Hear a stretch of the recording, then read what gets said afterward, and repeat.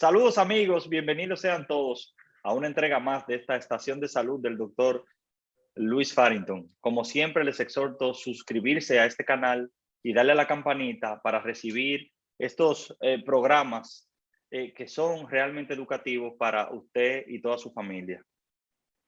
En el día de hoy me acompaña alguien a quien respeto mucho, un médico o una médica, ¿verdad? Que siempre está dispuesta a aportarle a toda la sociedad sus grandes conocimientos con el fin de que usted y toda su familia se mantengan en salud. Bienvenido a la doctora Margarita Santana, quien es pediatra infectóloga. Bienvenida, doctora. Gracias por invitarme, siempre a la orden. Muchísimas gracias, doctora. Doctora, en el advenimiento de la pandemia, toda la población se ha centrado en el COVID y ha olvidado que existen otras enfermedades, ¿verdad? Y en el caso de los infantes, que por supuesto presentan muchísimas otras enfermedades y la gente muchas veces se ha enfocado mucho en el COVID. El tema que queremos desarrollar con usted hoy es COVID versus dengue. Y aquí, en esta presentación del tema, me gustaría saber inicialmente cuál es la condición actual del COVID en pediatría. Sí, buenas tardes, gracias por invitarme nuevamente. Para mí un placer poder llegar a la población con cápsulas educativas como estas, porque pienso que es una de del compromiso que tenemos como profesionales con la sociedad oriental. Mira, definitivamente, gracias a Dios, parece que no ha protegido.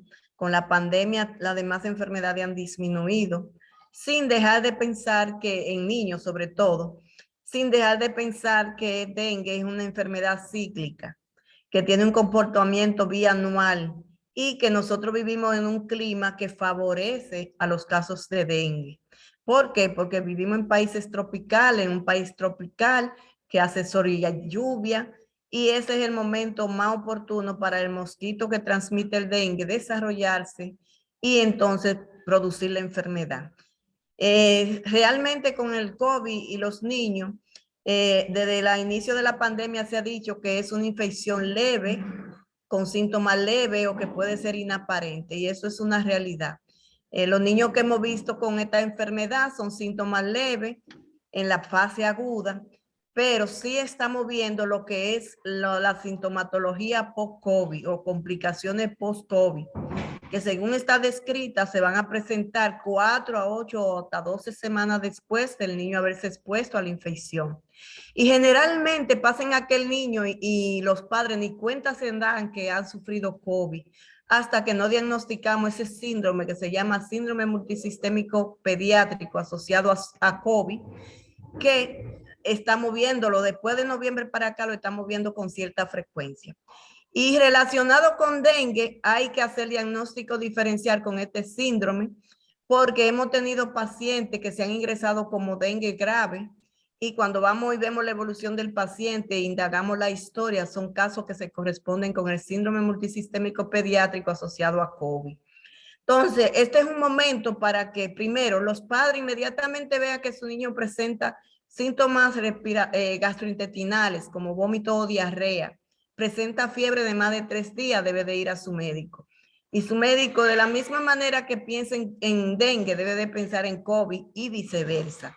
¿Cómo vamos a diagnosticar esta enfermedad? Bueno, si tenemos esta sintomatología, fiebre, malestar general, dolor abdominal, le salen ronchas en la piel, los ojos se le ponen rojos, la boca se le pone roja, entonces se le hace una determinación de anticuerpos, es decir, para ver si ya el paciente habría sufrido el COVID anteriormente, y entonces ahí nos damos cuenta que sí lo ha sufrido, y entonces ahí tenemos el paciente con la enfermedad post-COVID. ¿Y qué es lo más llamativo de esta enfermedad post-COVID? Que ella se complica y lo que hace daño es a nivel cardiovascular. Puede producir pericarditis, puede producir miocarditis, dilatación coronaria, que hasta ahora es reversible, pero no sabemos mañana qué va a pasar con esos niños. Conocemos muy bien de una enfermedad muy similar a este síndrome que se llama enfermedad de Kawasaki, que cuando afecta el corazón de esa manera, con dilatación coronaria, las consecuencias son de por vida y ese paciente puede ser el adulto joven que sufre un infarto y muere joven. Pero también, ¿qué otra cosa es un problema grande? El tratamiento. El tratamiento es muy caro, muy caro. Por decirte un ejemplo de este tratamiento, solamente la inmunoglobulina que hay que usar para evitar complicaciones mayores, en un niño de 20 kilos puede salir por más de 500,000 pesos. Entonces, es algo que le va a salir caro a los familiares, angustioso a los familiares y al Estado también. Afortunadamente, el Estado dominicano a través de alto costo la cubre, pero en los últimos tiempos hemos tenido déficit. Y los seguros también cubren parte, pero en estos casos lo más importante es la prevención. Entonces, ¿qué hacer?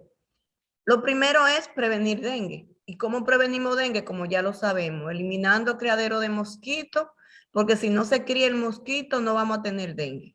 Porque el dengue tiene que ser transmitido por un vector, que es un vector doméstico, que vive con nosotros en aguas limpias, en plantas que acumulan aguas limpias, en los floreros que nosotros usamos, en el agua que no le ponemos cloro en su tapa. Y entonces lo que debemos es evitar eso. Si evitamos eso, no vamos a tener dengue. Ahora, para el personal de salud, siempre y cuando tenga un paciente con un dengue grave, y lo digo esto porque hemos tenido la experiencia, con un dengue grave, pero que se sale de lo habitual del caso de dengue, piense en síndrome multisistémico pediátrico y haga las indagaciones del lugar para evitar que ese niño sea complicado. Y no sé si es bueno ahora decir, ya sabemos cómo prevenir dengue, ahora cómo prevenir COVID. Si decimos que puede dar de forma asintomática, ¿cómo podemos prevenir esta enfermedad? Con la vacuna. Ya en adultos tenemos la experiencia de que ha disminuido los casos, ha disminuido enfermedad grave, ha disminuido muerte. En los niños, es bueno que se sepa que por debajo de 12 años que estamos viendo este síndrome que afecta el corazón, es decir, no tiene nada que ver con vacunas. No se han vacunado todavía. Esto lo digo por si mañana aparece uno con el síndrome y tiene afectación del corazón, no digan que fue por la vacuna. La vacuna va a evitar complicaciones y de hecho algunos de los artículos publicados así lo dicen. En los países que están poniendo la vacuna no es porque le da un dengue grave, un COVID grave, ni mucho menos. Sigue siendo sintomatología leve, pero estas complicaciones post-COVID son las que no son favorables. Y no solamente hemos visto por COVID síndrome multisistémico, hemos visto síndrome de Guillain-Barré que dejan el niño con dificultad por un tiempo. Hemos visto niños con encefalitis. Entonces, eso lo podemos evitar vacunando a nuestros niños. ¿Qué particularidad tiene la vacuna que se va a aplicar a los niños a partir de los 5 años? Que es la misma tecnología que tiene la vacuna del polio. La vacuna del polio se le pone a todos los niños a partir de los 2 meses y a ninguno le ha causado ningún problema. Ahora, no vemos pacientes con polio. Y eso es lo que queremos con el COVID. No ver el paciente complicado y por eso debemos acudir o deben acudir los padres a vacunar a su niño. Deben autorizar la vacunación de su niño para que eviten estas complicaciones. Muy bien. Doctora, ¿cuáles serían en el punto COVID versus dengue? ¿Cuáles serían las semejanzas que tienen esas enfermedades? Porque sabemos que las dos dan fiebre. ¿Hay alguna diferencia? Sí. En el síndrome, en el dengue hay fiebre, pero generalmente la fiebre del dengue continua, dura 4 días y ahí pasó. Ya. Y el síndrome multisistémico, la fiebre es más continua y tiene más días de duración. Ya. Pero algo importante, el dengue puede producir una fase crítica o una fase grave. El síndrome multisistémico también puede pasar por una fase de shock y fácilmente lo confundimos con el dengue. En estos casos es que los médicos que tengan duda se apoyen de médico facultativo, especialista en el área, que le puedan ayudar para que el paciente tenga mejor pronóstico. Y la familia, si tiene su niño con fiebre, le sale lesiones de piel, usted le pone los ojos rojos, vaya al médico y su médico que determine cuál analítica tiene que hacerle para ver si ese es un síndrome multisistémico pediátrico asociado a COVID. Ok, doctora, ¿hay alguna diferencia en en el rash, en las ronchas que salen en la piel los niños, de uno Sí, de otro. sí. Generalmente en el dengue como un sarpullido, puede ser así en el síndrome multisistémico asociado a COVID, pero en el síndrome multisistémico asociado a COVID es más como si fuera una alergia con ronchas. Ya, con ronchas. Roncha y como un enantema rojo, la piel se le pone roja en todo el cuerpo. Eso es característico. Y a veces hay dolores abdominales, vómitos, dolores articulares, edema del dorso de la mano y dorso de los pies, y generalmente afecta entre los 5 y 11 años de edad. Ok. Aunque le da a niños más pequeños. Ya, más pequeño.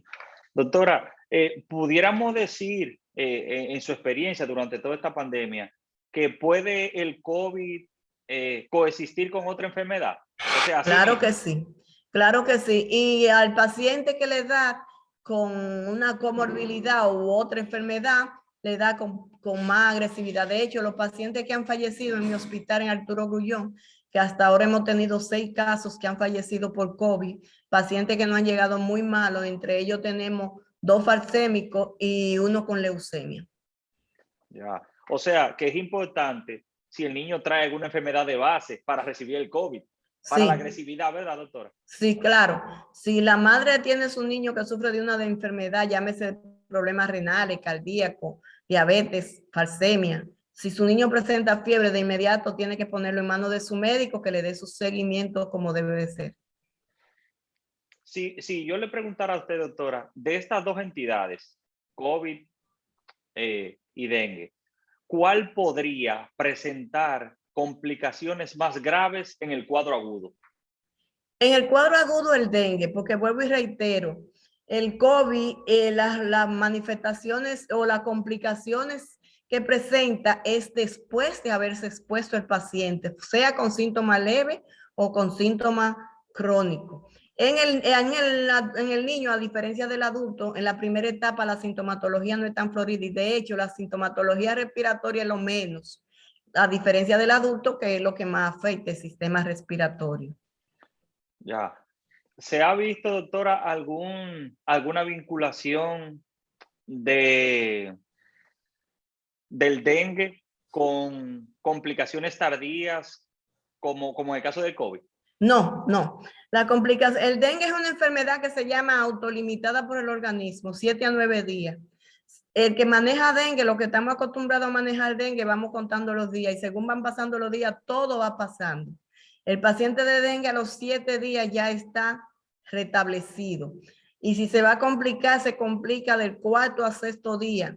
Y si se maneja adecuadamente ya a los 7 u 8 días, si el paciente es un paciente sano, sin otro problema de base, puede irse recuperando.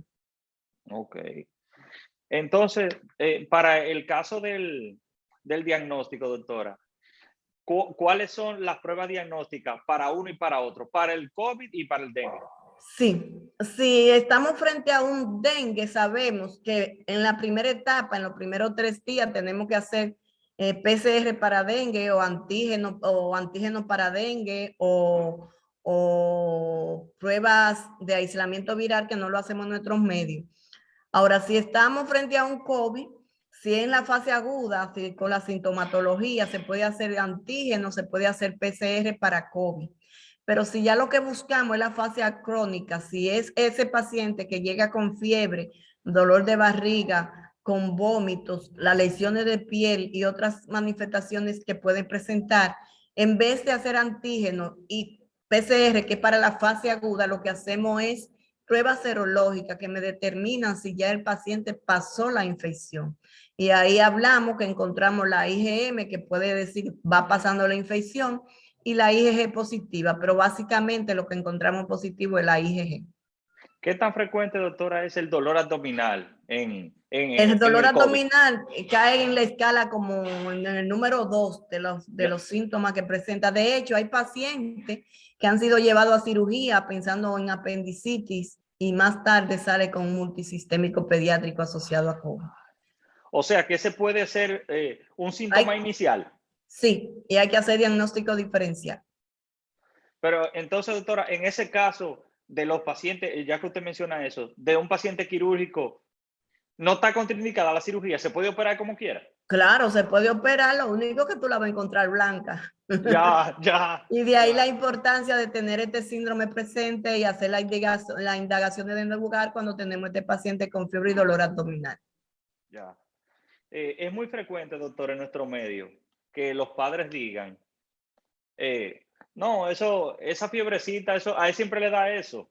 O él sufre de la garganta, es por eso. Y se inicia un proceso de automedicación con respecto a las entidades que estamos viendo, COVID y dengue. ¿Es recomendable medicarlo en la casa al niño? No es recomendable, debe ir a su médico y que él le dosifique el antipirético que debe de usar, generalmente es acetaminofén, pero que no podemos abusar de él porque puede producir otros daños. Entonces tiene que ser su médico que lo indique y se lo dosifique y le diga cómo debe de darse. Igual, doctora, voy a hacer una pregunta que seguro le va a interesar a mucha gente, porque ustedes, más que nosotros los cirujanos, lo deben ver muy frecuente. Le dan a los niños antibióticos para infecciones virales. ¿Qué usted tiene que decir? Bueno, mira que es totalmente contraproducente porque los antibióticos no actúan sobre virus. Eso es sintomático, un tratamiento sintomático y nada más. En medida general, igual que una gripe común y corriente. Vuelvo y reitero, en el niño el COVID lo malo es las complicaciones post-COVID. Pero rara vez si es un niño normal, en la primera etapa con COVID puede tener problemas. Y vuelvo y reitero, por eso la vacuna, hay quienes países que la están estableciendo, la están poniendo como Chile, ya China la ha puesto y Cuba ha puesto la vacuna que ellos han elaborado. Realmente lo que ellos están protegiendo es la complicación post-COVID por los daños que produce y sobre todo a nivel cardiovascular. Okay. ¿No tenemos vacuna para dengue, doctora? Hasta hay vacuna, pero todavía no tiene la eficacia de más de un 60, tiene apenas un 60%. Para que una vacuna sea eficaz se necesita de un 85 a un 90, 95% para que sea eficaz y se pueda usar de forma rutinaria. Hay una serie de exigencias también para poder aplicar esas vacunas y por eso no se ha hecho de uso universal. Están usando algunos países solamente. Ok.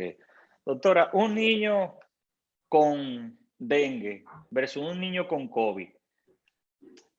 ¿Hay alguna indicación en el caso del dengue para aislarlo, como en el caso del COVID?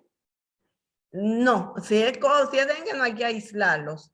En su mayoría en algunos casos se podría poner mosquitero, pero no hay que aislarlo como en el COVID, porque y ahí ya el COVID, después que tiene las complicaciones post-COVID, no es contagioso. Okay, Ya dijimos que fue una infección que pasó y que pudo haber pasado hasta sin los padres darse cuenta. exacto. Doctora, finalmente, ¿cuáles serían sus recomendaciones a los padres que nos siguen cuando Bueno, tienen el niño con cosas que puedan identificar, con fiebre, con el rash en la piel? ¿Qué podrían hacer? que vayan a su médico de inmediato y que sea su médico con la clínica y los laboratorios que le haga que determine frente a qué entidad están. Pero ahora es un momento muy propicio para poder invitar a los padres a que acepten la vacuna del COVID, que esa es una vacuna que le va a proteger complicaciones mayores a sus niños. No es para prevenir la infección aguda, es para prevenir esas complicaciones que pueden suceder de 4 a 12 semanas después de haber pasado la infección, aún de forma inaparente. No vamos a desaprovechar la oportunidad, una vacuna de forma gratuita que usted solo debe de autorizar. Y las únicas complicaciones que hasta el momento se han visto con la vacuna son las mismas reacciones que se producen con las demás vacunas. El dolor en el sitio de aplicación, le puede dar fiebre, le puede dar vómito, le puede dar dolor de cabeza o un mareíto, pero pasan 48 horas sin ningún problema. Ahora, es mejor esas reacciones por 48 horas y en muchos casos ninguna reacción que padecer la enfermedad, complicar su corazón y sin saber mañana cuál va a ser su futuro. Excelente, doctora. Muchísimas gracias nuevamente por estar con nosotros en este programa Estación de Salud y esperamos comprometerla para una próxima ocasión, ya que los temas que tratamos con ustedes son sumamente importantes y de interés para toda la población. Muchísimas gracias, doctora. Siempre a las órdenes.